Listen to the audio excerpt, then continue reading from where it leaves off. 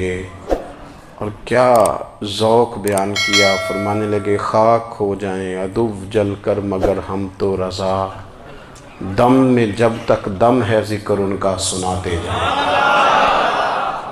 جب تک سانسوں کی ڈوری چل رہی ہے، دم میں جب تک دم ہے ذکر ان کا سناتے جائیں گے۔ اللہ تبارک و تعالیٰ نے نا ہمارے محبوب کریم علیہ السلام کو دنیا میں بھیجا تو فرمایا یا ایھا الناس قد جاءکم برہان من ربکم، اے لوگو تمہارے پاس تمہارے رب کی دلیل آ گئی ہے۔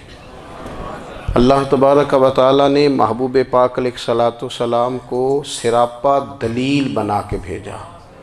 باقی انبیاء کرام علیہم السلام کے پاس بھی اپنی نبوت کے دلائل کے طور پر بے شمار معجزات تھے، اور حضور کریم علیہ السلام کے تو پورے وجود کو ہی اللہ نے معجزہ بنایا ہے۔ اور نبی پاک صلی اللہ تعالیٰ علیہ وآلہ وسلم کی نبوت کی دلیلیں، حضور کے رسالت کے مستحکم دلائل جگہ جگہ آپ کو ملیں گے۔ سب سے پہلی چیز تو یہ سمجھنے والی ہے کہ نبی پاک علیہ السلام نے جس چیز کو سب سے پہلے اپنی نبوت کی دلیل کے طور پر بیان فرمایا وہ حضور کا کردار ہے، سیرت ہے، عمل ہے، حضور کا لوگوں کے ساتھ رویہ ہے۔ نبی پاک علیہ السلام کی تبلیغ کے 3 دور ہیں۔ ایک تو حضور نے اپنے قول سے تبلیغ فرمائی ہے، وہ 40 سال کی عمر سے محبوب نے اعلان فرمایا اور تبلیغ کی۔ اور ایک نبی پاک صلی اللہ تعالیٰ علیہ وسلم بالواسطہ حضور کی تبلیغ ہے جو آج تک جاری ہے۔ امت کے علماء، مشائخ، مبلغین حضور کے دین کو آگے پھیلا رہے ہیں، تو دراصل یہ بھی تبلیغ رسول پاک علیہ السلام ہی کی تبلیغ۔ اور ایک حضور کی تبلیغ کا دور ہے، حضور کی پیدائش سے لے کر ولادت مبارکہ سے لے کر حضور علیہ السلام کے اعلان نبوت تک۔ اس دوران نبی پاک نے جو تبلیغ فرمائی ہے وہ اپنے کردار سے فرمائی ہے۔ عرب کا وہ معاشرہ جو بڑا میلا کچیلا گدلا ہو چکا تھا، جس کے اندر سراسر مادہ پرستی کا زور تھا، جس کے اندر لوگ انسانوں کی خرید و فروخت کرتے تھے، جس کے اندر بیٹیوں کو زندہ دفن کر دیتے تھے، جس کے اندر جو آدمی جتنا زیادہ مضبوط ہوتا تھا اتنا زیادہ لٹیرا بن جاتا تھا، اس معاشرے کے اندر رسول کریم علیہ السلام نے 40 سال گزارے، اور اس طرح گزارے کہ جو بیگانے بھی تھے وہ بھی کہا کرتے تھے یہ صادق ہیں، یہ امین ہیں۔ اور جب حضور نے اعلان نبوت کیا تو فرمایا، یہ قرآن مجید کے لفظ ہے، فرمایا فَقَدْ لَبِثْتُ فِيكُمْ عُمَرًا مِّن قَبْلِهِ أَفَلَا تَعْقِلُونَ، میں تمہارے بیچ عمر کا ایک حصہ گزار چکا ہوں، تمہیں عقل نہیں ہے، شعور نہیں ہے۔ نبی کریم علیہ السلام نے اپنے کردار کو، اپنے عمل کو اپنی نبوت کی دلیل کے طور پر بیان فرمایا۔ وہ تو حضرت حلیمہ بھی فرماتی ہیں نا، جب میں نبی کریم علیہ السلام کو اپنے گھر لے گئی تو میرا اپنا بچہ بھی دودھ پیتا تھا، 2 میرے بیٹے ہو گئے، ایک میری یہ نسبی اولاد اور حضور میری رضائی اولاد۔ تو کہتی ہیں جب میں کریم محبوب علیہ السلام کو اپنے سینے سے لگاتی تھی تو حضور میرے ایک پستان سے دودھ پیتے تھے اور دوسرا اپنے بھائی کے لیے چھوڑ دیا کرتے تھے۔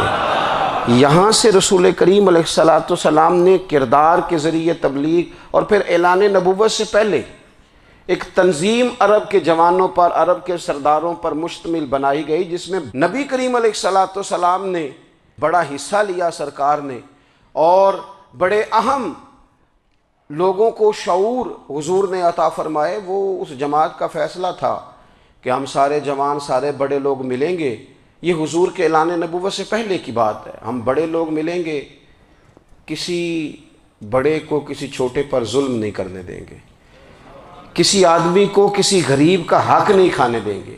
حضور علیہ السلام نے نا اپنے کردار سے، اپنے عمل سے، اور آپ کا جو عمل ہوتا ہے نا وہ اصل ہوتا ہے۔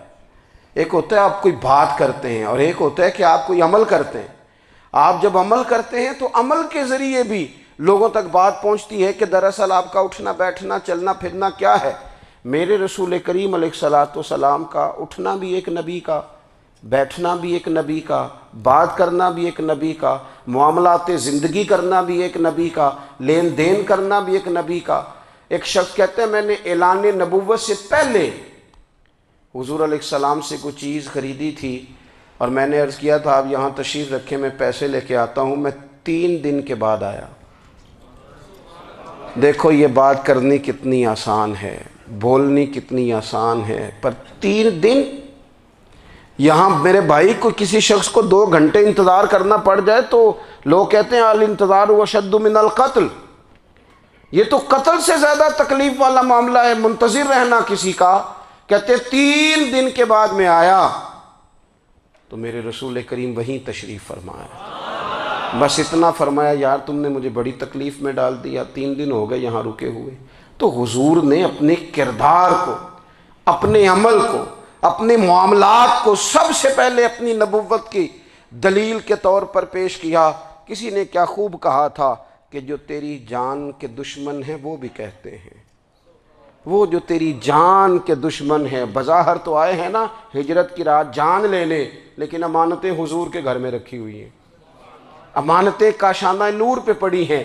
وہ جو تیری جان کے دشمن ہیں وہ بھی کہتے ہیں کہ امین تو ہے اور صداقت کی آبرو تو ہے، امین بھی تو ہے، صداقت کی آبرو تو ہے۔ تو پہلے کردار۔ پھر دوسری بات، اللہ تعالیٰ نے اپنے محبوب علیہ السلام کو اپنا مطلق نائب بنا کر، اپنا محبوب اعظم بنا کر، ویسے ہی سارے انسانوں کے بارے میں کہا وَإِذْ قَالَ رَبُّكَ لِلْمَلَائِكَةِ إِنِّي جَاعِلٌ فِي الْأَرْضِ خلیفہ، میں زمین میں اپنا نائب بنانے والا ہوں۔ لیکن حضور علیہ السلام تو محبوب ہے نا، حضور کی نیابت تو محبوبیت کے درجے پر فائز ہے۔ تو رسول پاک کو رب کریم نے اس طرح کا بنا کے بھیجا کہ حضرت عبداللہ ابن رواحہ رضی اللہ تعالیٰ عنہ بیان فرماتے ہیں کہ اگر حضور کوئی معجزہ نہ بھی دکھاتے، نبی کریم علیہ السلام سے کوئی اعجاز لوگ نہ بھی دیکھتے، تو محبوب کا تو چہرہ ہی اس طرح کا تھا، لوگوں نے دیکھتے جانا تھا اور کلمہ پڑھتے جانا تھا۔ لیکن باوجود اس کے میرے رسول پاک کا اعجاز یہ ہے، کمال یہ ہے کہ حضور کبھی اشارہ کر دیں تو چاند 2 ٹکڑے ہو جائے، کبھی دعا مانگ دیں تو ڈوبا ہوا سورج واپس آ جائے، کبھی محبوب گزرنے لگیں تو پتھر آپ پر سلام پڑے، کبھی حضور پہاڑ پر چڑھ جائیں تو پہاڑ وجد میں آ کر جھومنے لگیں، محبوب کا کبھی نماز پڑھاتے ارادہ بن جائے تو اللہ تعالیٰ قبلے کا رخ ہی تبدیل فرما دے۔ کیا خوبصورت سوچ ہے اور کیا نظریہ دیتے ہیں بریلی کے امام۔ فرماتے ہیں اجابت کا جوڑا عنایت کا صحرا دلہن بن کے نکلی دعائے محمد، اور اجابت نے جھک کر گلے سے لگایا بڑی ناز سے جب دعائے محمد۔ دیکھو خدا کی رضا چاہتے ہیں دو عالم، خدا چاہتا ہے رضائے محمد صلی اللہ تعالی علیہ وسلم۔ اور ایک مقام پہ فرماتے ہیں نائب دست قدرت پہ لاکھوں سلام۔